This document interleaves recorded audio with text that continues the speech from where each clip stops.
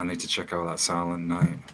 Welcome to the channel, Paradigm Review Show, Planet X Films, PXF, PRS, the Ministry of Ungentlemanly Warfare. It's the most tongue-twisting title that we've covered in quite some time. Myself, Ross, aka American Gus, Gaz, the Mosh Shinobi, the posh actor, posh accent, even though he's up north. I wouldn't be surprised if he had a posh southern accent this episode. So, yeah, I put this one on, Gaz onto this one. I thought the trailer looked sick. Again, this is going on with the Lionsgate series, which we've been covering, which, man, that's like, in that like the last 3 or 4 movies, Gaz? Monkey Man, Sisu. Yeah, And then I feel like one of the last was it Boy Kills World. yeah.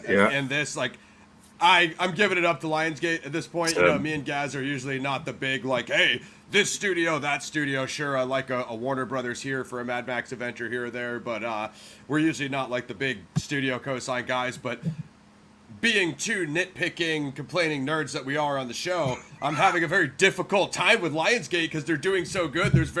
I know Gaz has more criticism about this movie than I had, and we'll get into that. And I can see a lot of his points too. We've talked, briefly off air about the film, but yeah, what struck me again, and just to jump my biasness further off the map. This Nazi exploitation subgenre, as Max coined it. I'm clearly obsessed with this. You guys know Sisu was my movie of the year. Inglourious Bastards, of course, I'm a massive fanboy of that. So I'm clearly just stuck on and obsessed with this World War II fucking Nazi genre. What up, Slipknot? If you haven't seen Ministry of Ungentlemanly Warfare, check that out, bro. We're going to go briefly into it. We'll try not to kill you guys with the spoilers like we did last time. So... another thing, I'm also not really the big Guy Ritchie guy. I thought his best friend who directed Layer Cake was always the better of the two of them. Yeah. So I'm not like super crazy into Guy Ritchie stuff. I'm 50-50 on him. I like some of it. Some of it I think is I'm like that with him. Like the British gangster movies, like they got tired fast for me. Yeah, I liked them at first and they got tired fast. Yeah, but this one, you know what I mean. I am a Henry Cavill fanboy, so that was right in line. This guy, Alan Ritchson, I'm starting to like that guy a lot, Gaz. I thought he was sick in this movie, maybe the standout character, side by side with Gus. 2-hour movie, so it's about middle of the road for what we've been reviewing lately. It's not 2.5 to 3 hours like half the movies we've reviewed lately. Just to give you guys synopsis. The British military recruits a small group of highly skilled soldiers to strike against German forces behind enemy lines during World War II. There's just a lot that I thought worked in this movie. Location, good ensemble cast, well-directed editing. The combat sequences I thought were sick. I'm sure Gaz probably could have used more of them. It is an action channel after all, so I don't know. That's kind of my early impression, Gaz, and I know you had pros and cons. Just lay it out however you see fit. I could pretty much destroy the entire review right now by being ultra miserable, which I will, and then I'll actually behave myself. Essentially starts with a good action scene opening, then it's essentially posh people on vacation around the Mediterranean. Go, right, old chappy, so next we're going to go and sort these dastardly Germans out. What up, old boy? There's a lot of that, and then you get a nice finish at the end. So just think of yourself that you've been lucky to go on the cruise. It starts with a nice starter menu, then you're half asleep during the rest of the cruise because it's all filler and say meh, and then you wake up near the end like, oh, actually good entertainment. That's essentially it in a nutshell. That's what I told him. So Gaz, he hit me up and he's like, hey, I'm at this like lull, I'm not really feeling it. And I was like, give it a couple minutes. I was like, because it turns up. And I mean, even you admitted I would write. You were like, okay, that last fight was sick. I mean, it had the payoff for me.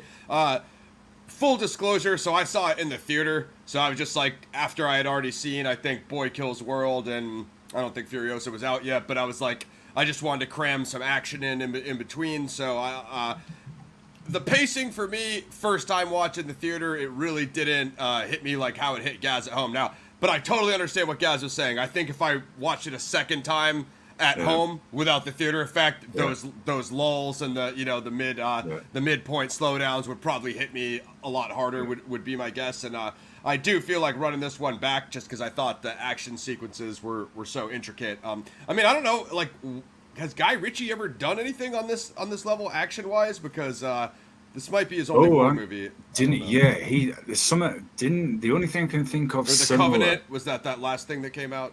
Was that him? I think that was him.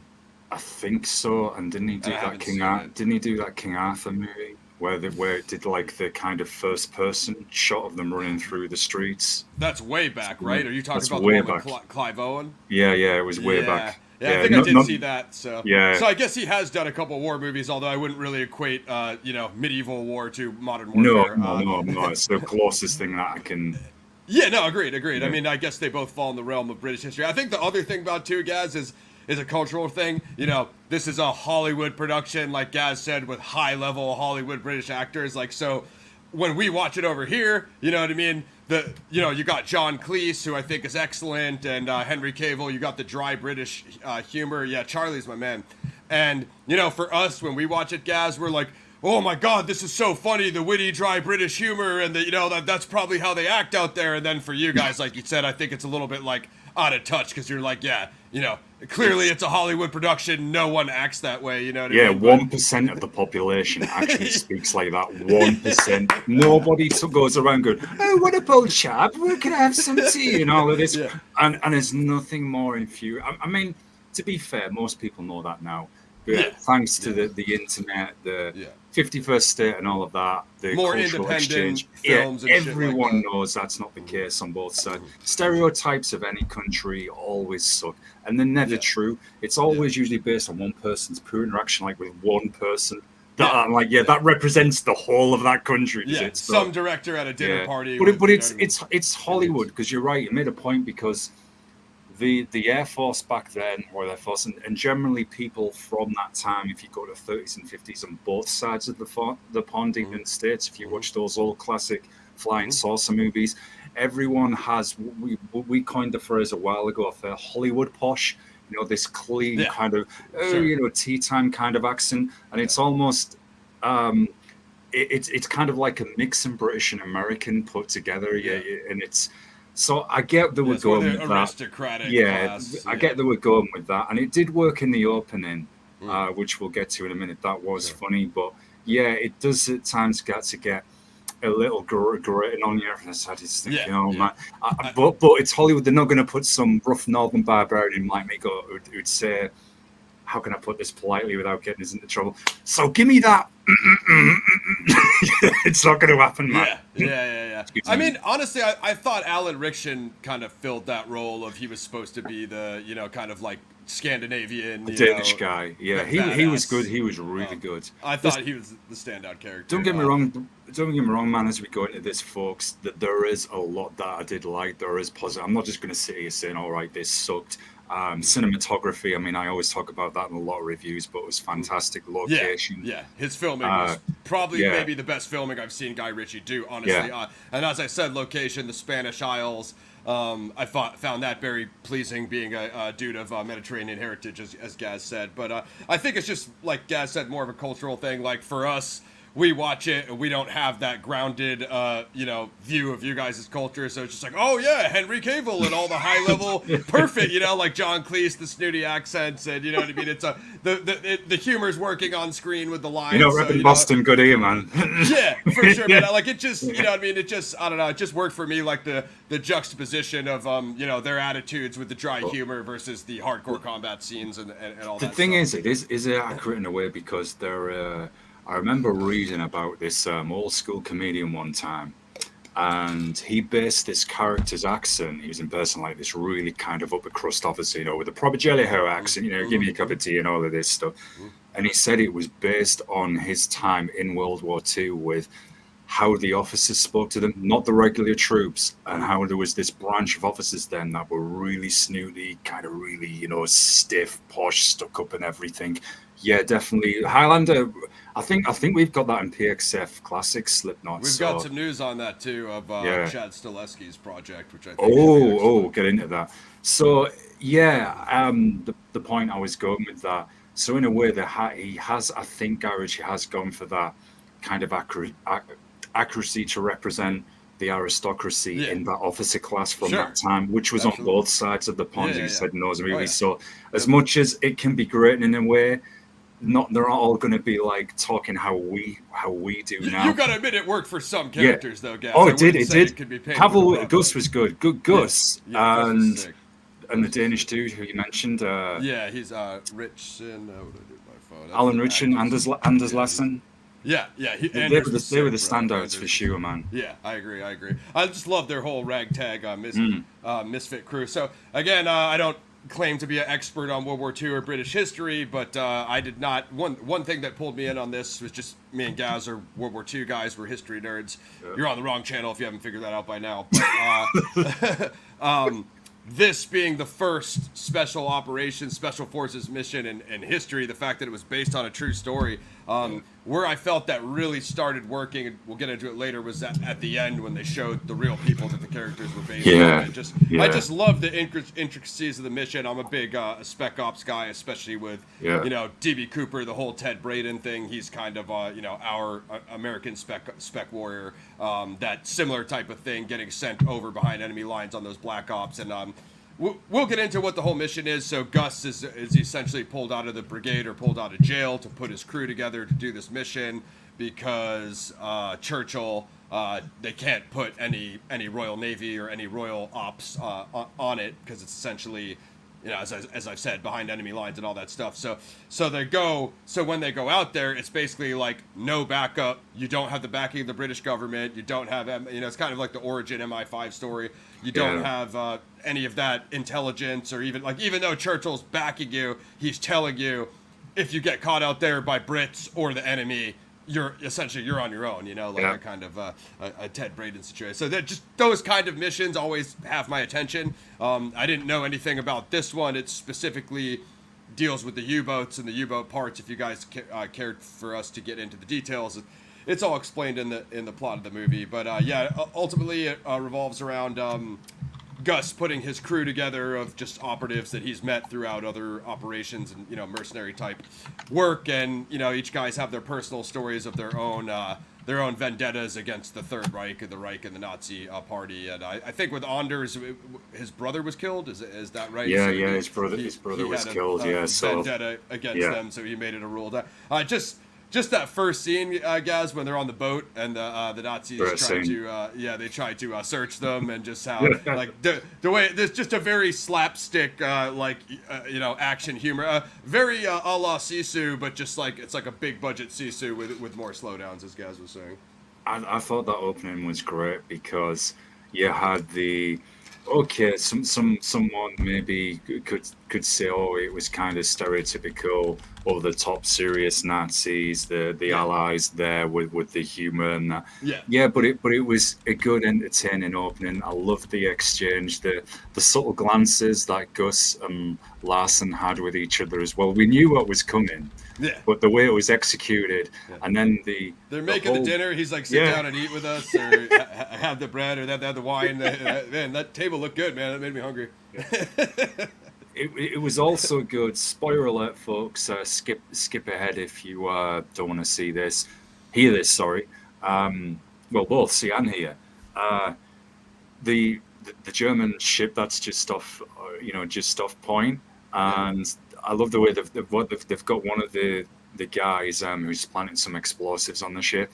Yeah. And there's an awesome line. Me and Ross were talking about this last night on our cells. Just the way they go back and forth, and because the German ship is firing warning shots, and it's like, this one's going to be closer. We're going to be done in a minute. He says, "Oh, it's okay. I planted a rather big explosive. Should be going off any time now."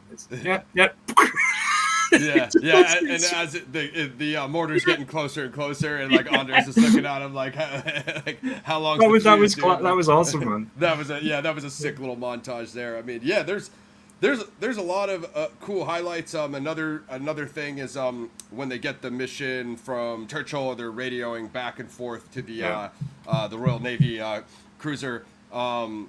It kind of how they traveled on the basically. I'm sure this part killed you guys because it was grating when they sailed. They had to do the long sail around to the island, because of the U-boats. So, but the way they showed the map and they showed the ship, I just thought that was a clever way for him to depict the travel, which was cool. A lot of Navy scenes in this movie. Yeah, it was. I mean, I think the best scenes, as we'll get into, definitely was where you're featuring Gus and his crew. When it was Marjorie Stewart, played by Isa Gonzalez.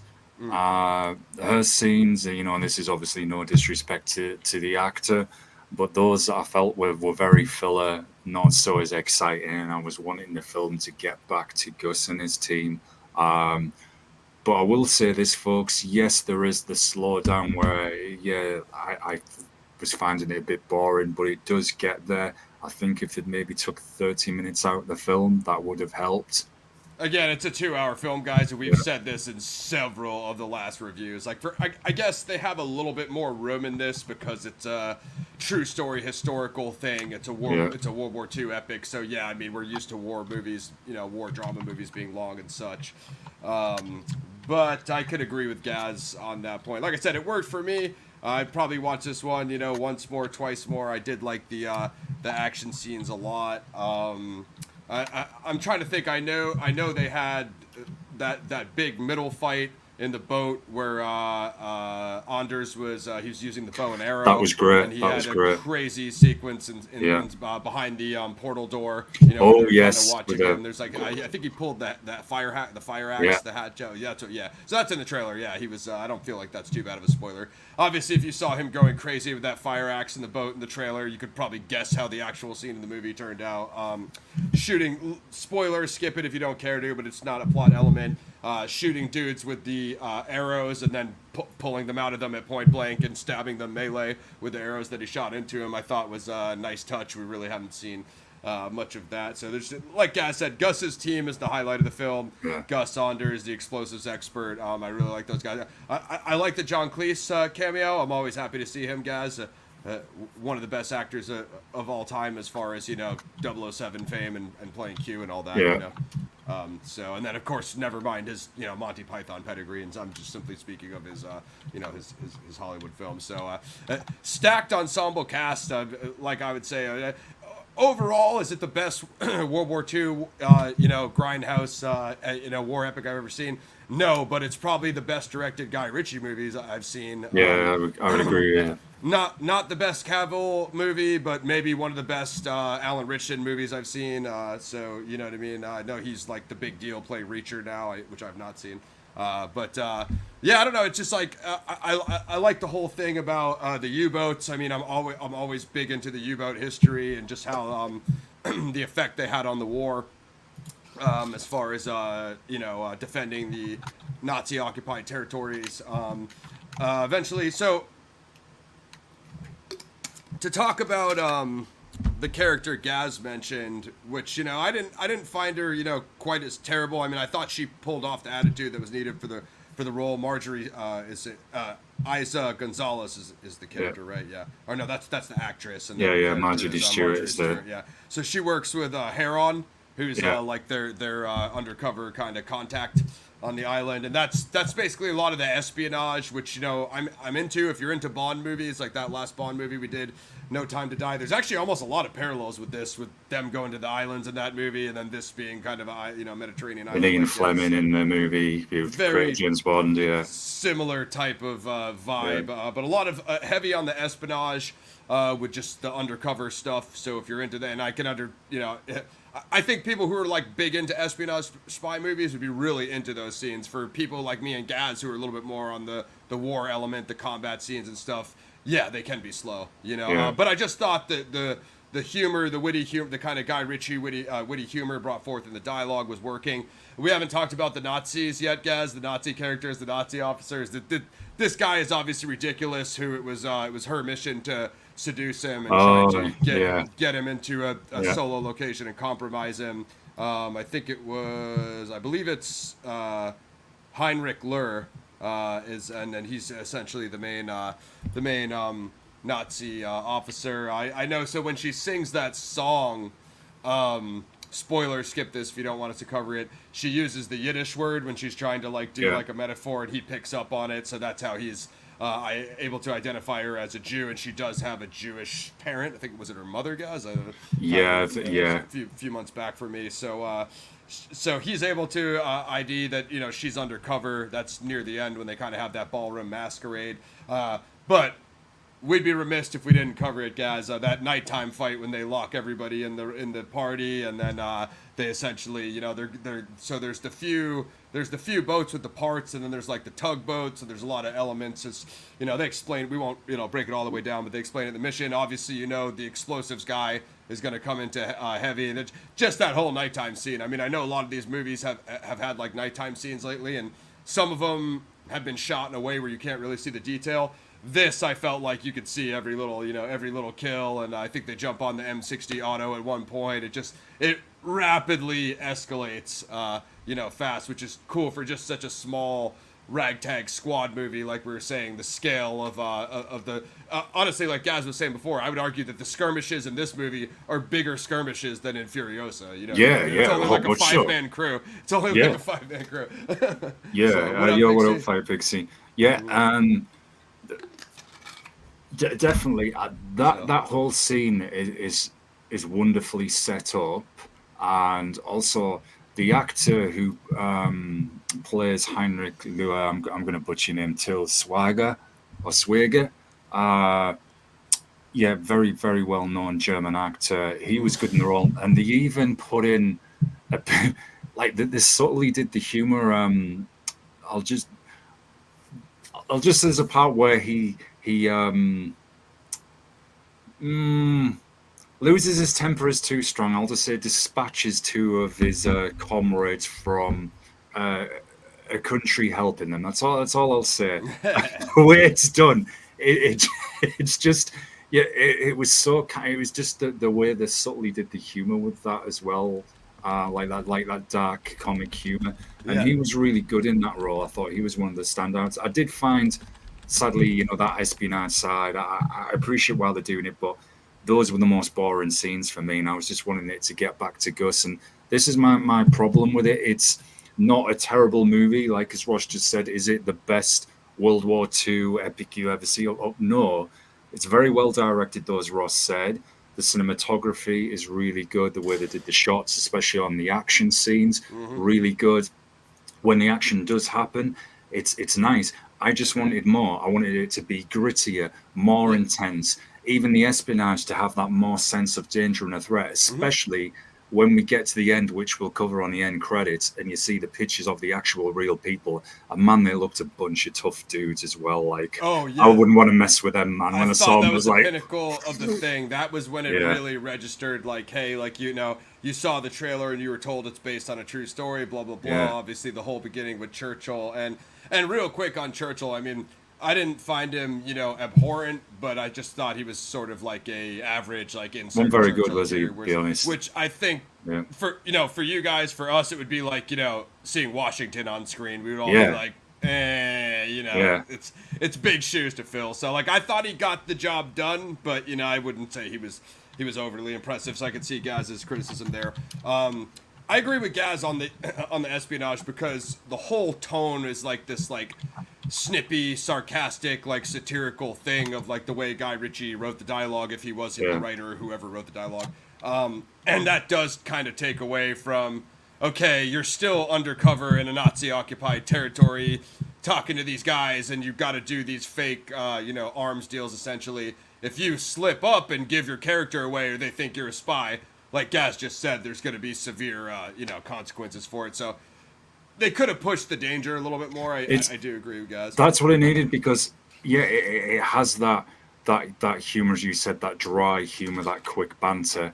And I'm not saying that's a bad thing, but it stopped the film being I thought they could have done a far grittier telling of the story with the suspense action, but it's Hollywood. They've obviously gone for that entertaining edge. If we'd have got the movie that we probably prefer on our taste, we'd be giving everybody a very, very different review. But it is worth watching. It's not a terrible movie by any measure, folks.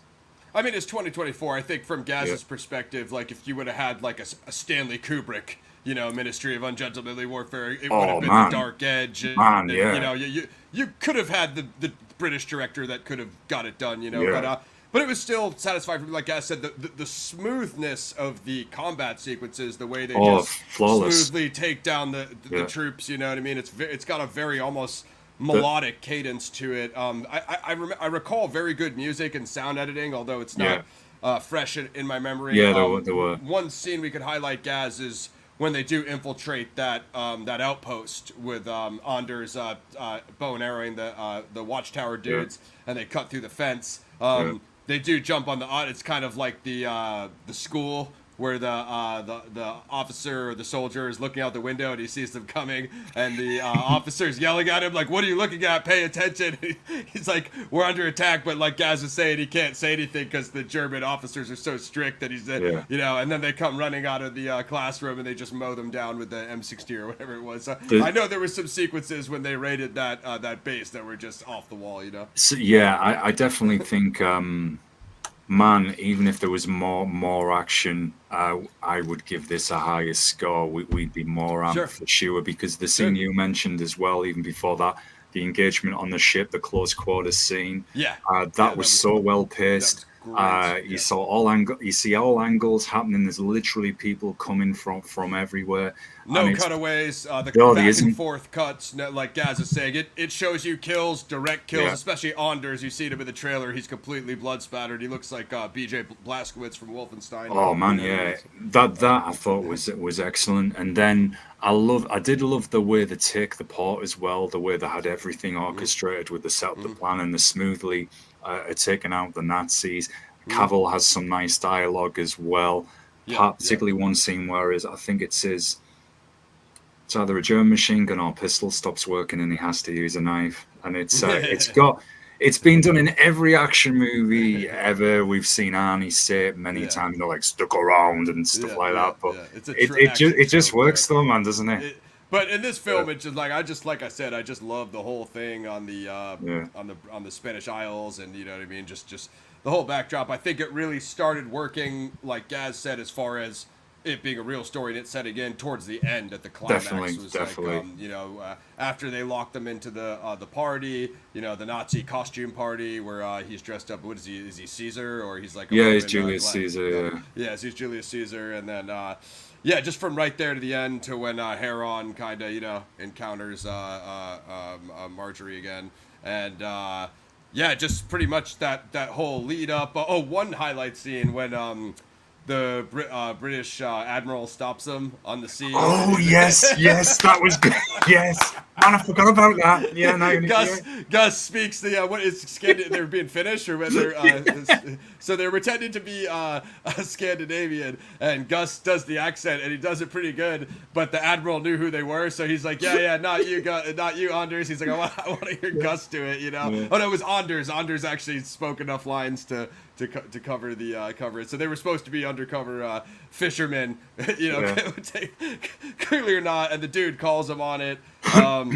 We won't spoil the ending, but I just thought, up until it was really cool the way the mission ended, and then bringing in the whole British history at the end, as Gaz said, and then showing you the photographs of the actual officers and all that. That's when the impact landed for me. Same. Like Gaz was saying, if you're into like real history stuff, like when you watch this movie, because of the Grindhouse effect and like Gaz said, the way they dispatch of the Nazis, it's very surreal and it's very easy to turn your brain off and just watch a Nazi exploitation mission of them mowing people down. But when you actually think this is a top secret mission that they pulled off, I think it actually has a lot more impact of real history. Yeah, left off some steam, Bennett. Yeah, definitely. When you see the pictures of them, very interesting fact. A fun fact I want to point out quickly for you all is Marjorie Stewart.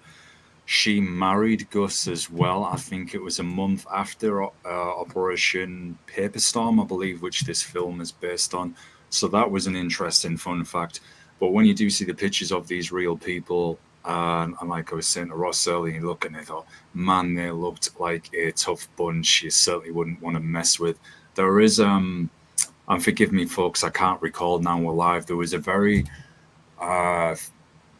famous British commando, I believe, in World War II that had a record for killing like the most Nazis ever, and apparently this dude is literally like a video game character. He'd shot down German fighter planes as well, just with it. And I'm like, man, this I guy believe was it. like a one-man army. Maybe if we find out his name or something, and if you folks out there ever want me and Ross to look at something like this history-wise on some of these missions, people are involved. There's a show on the History Channel at the moment.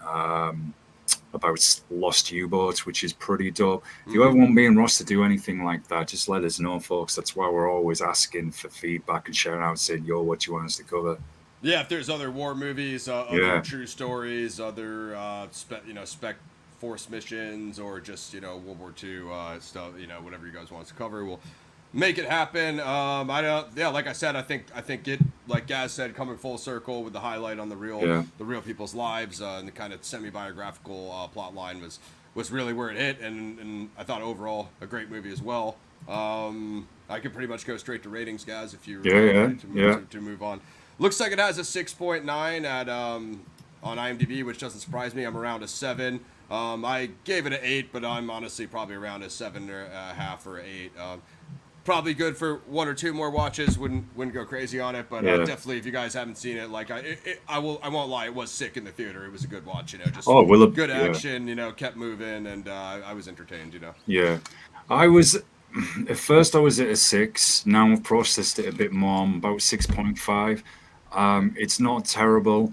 For me, I would have just liked it to be more grittier, even on the espionage side, so you could really feel the tension. A little bit more action, a little bit too slow in the middle, that bit of a slowdown. But the first and final act are the best parts of this movie. Those are great, good opening, good entertaining last act as well. And as Ross said, when you see the pictures of these guys that were actually involved in this real world history, it really does hit home. So yeah, not bad, folks. Yeah, I can agree with that. So that's pretty much both takes on it. Ministry of Ungentlemanly Warfare 2024, directed by Guy Ritchie, starring Henry Cavill and Alan Ritchson. Check that out. I guess the moment you guys have all been waiting for, channel news. I think, I can't try to remember if I think Killer Elite's a remake too, Slipknot. I think there might be an original of that one. Is that the one with Robert De Niro and what's his name? So more importantly, guys, like, sub, share. If you want more reviews, leave any recommendations below. Of course, you can click the join button for the membership. The patron, get ready to check that out. I'm gonna drop a new movie in my series of the Most Dangerous Game adaptations that I've been posting on the YouTube community tab and patron. Owen Statham De Niro. Yeah, I might have saw that. I can't remember. Obviously, there's UFC tonight, but we'll be covering that later. I'm sure what you guys all came to see. So, Zodiac Files Episode 4, how I've been saying it's coming soon. I can only say that for so long. So, Zodiac Files Episode 4 coming this week. Like, sub, share. Best thing you can do to keep it locked in so you know what time it drops is subscribe and then click the bell for notifications and set the notifications. So, you will see the post go live before the show, and then you'll be able to turn on the notification. So expect it this week. If you know your history, if you know your Zodiac dates, you should know what's coming up this week, and it's early this week. That's all I'm going to say for now, but we're working on it, putting on the final touches at the end. So Zodiac Files Episode 4 is coming soon, and then we'll come complete with all the other channel updates. But Gaz and I are also going to move off of StreamYard to the new host, so hopefully we'll have less audio issues, and we'll have our backups and everything smooth. The dual streams back on my channel and Mosh Shinobi, and then we could go ahead and get the dual shows that we need to get up. I think I have like 2 episodes left on Kamui. Gaz, so that's something we could definitely bring to Mosh Shinobi, and then if I ever finish Shogun, we'll keep you guys posted.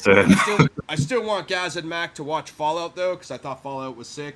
And keep the recommendations coming. Okay, so as far as upcoming shows, The Crow remake, go check out our trailer reaction. That's a funny one. Next weekend, The Crow P-Make 2020 Boar. Me and Gaz will be at that. Do you guys have Oh the same date God. as us, Gaz? Yeah, draw. Yeah. Oh man, Fear your do you God's know you what? I'd forgot, didn't forgotten you? all about it. Thank Yeah, God. I had. I'm glad you forgot. You can see from the happy reaction, Gaz just had how pumped we are. So you guys know how the show works, right? If we like the movie, it's a review. If we don't like it, it's a roast. It's a roast. Guess which one the Crow 2024 is going to be. If you think that one's going to be a review, you got a surprise coming your way. Yeah, I'm already getting premonitions of our conversation before that review next week, before it even drops.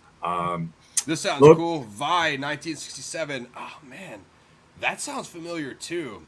I know. That's not Slipknot's that mentioned black that and white war movie that's on the battleship, is it? That's got to be something else. No, man. I think I know which one you mean, though. I'm So sure the it's. Crow looks meh, and then we're also going to get Logan the Wolf in there for you guys on the Yeah. indie tip. But get ready, Zodiac Files episode 4. Best bet, like, sub, share. Click the bell for notifications, and if you want to go ahead and you really want to help out, you can click join on the membership button. Of course, you can donate to PayPal under the donations. Yeah. This is an understatement. Yeah. Yeah, I think that's pretty much it, guys. When- We're not really trying to go long today. Fire Pixie, if you're still in there, we're going to be watching UFC later. So Costa Strickland and Islam Poirier. So those should be good fights. That's pretty much it, guys. What time's that card starting? Well, you've got the prelims on at 7. 7 Eastern, but Main for your card's time. 7 for us. Prelims are 5 for us. Early prelims 3. So early prelims about 20 minutes. I think 7 the main card starts your time, 10 p.m. Eastern. The event starts, so it'll be 7 for you. Yeah, it's 5 prelims at 5 for me. Main card at 7. Yeah, bro, that's it. I was going to a show tonight at House of Blues, but it looks like it got canceled. So instead, I will be getting drunk and watching UFC. But that's it. Shout out to everybody who came through. Slipknot, Pixie, everybody else that's watching. Zodiac Files episode 4 this week. Keep it locked on the channel. You're going to see I'm going to post some things under community, and that's the best bet. Just keep it locked to my X and my IG, and I'll post all the updates there. Expect updates and release dates in the next 48 hours. That's all I'm going to give you guys for now, at least for here. But I'll drop some more stuff on other platforms. So Ministry of Ungentlemanly Warfare out now. Probably Logan the Wolf when we come back. I guess me and Gaz will see how we're feeling. If I'm too drunk and destroyed and depressed from the Crow, maybe we'll just do Logan the Wolf. But we'll try to get you guys the roast either way, regardless of what condition I'm in. I'm so amped for it, man. Honestly, I had completely forgotten about it, even though it wasn't the trailer. It'd gone until you said, and I was like, I was all for watching something else for us to cover next week. That had gone out of my mind, and then you said that live, and then you saw it. The look on Gaz's I was face like, is just, no! I have to go and watch that next week. That can't say the word, but on this topic, so me and Gaz are going to be covering the Nosferatu Slipknot. So because we want to give Skarsgård something good. So if the Crow is just completely not up to par, then hopefully Nosferatu is good, and then we could cover the Nosferatu OG. So Gaz, if I can consider that. We don't really go too deep in horror, but we do have our chief horror correspondent Lauren Lepre, so we'll be doing highlights with him, and then actually we still owe him Roadhouse OG, guys. So we do. We've got to do that together. Quick response to Slipknot. I have watched some of those old school Dracula movies on TV here on a channel called Legends, which used to be called Horror, and they showed a lot of those Hammer horror classics.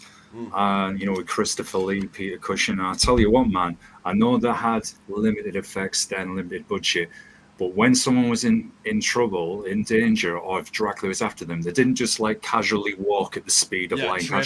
They ran and chased them everywhere, and the dudes were trying to make the fights look as real as they could for then. So I've always respected that Slipknot, the way they did that. Dracula doesn't just casually glide through the air. He actually chases Cushing all over the place. So I thought that was pretty dope, man, for its time. So yeah, it's like Ross said, we have some of those on the list. We could certainly look at some others and get into that for you as well, especially with Lauren, who's our horror expert for sure.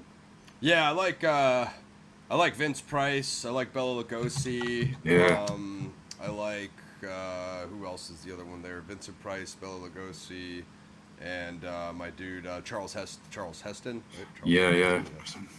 But yeah, guys, I think that's pretty much it. Shout out to everybody who came through.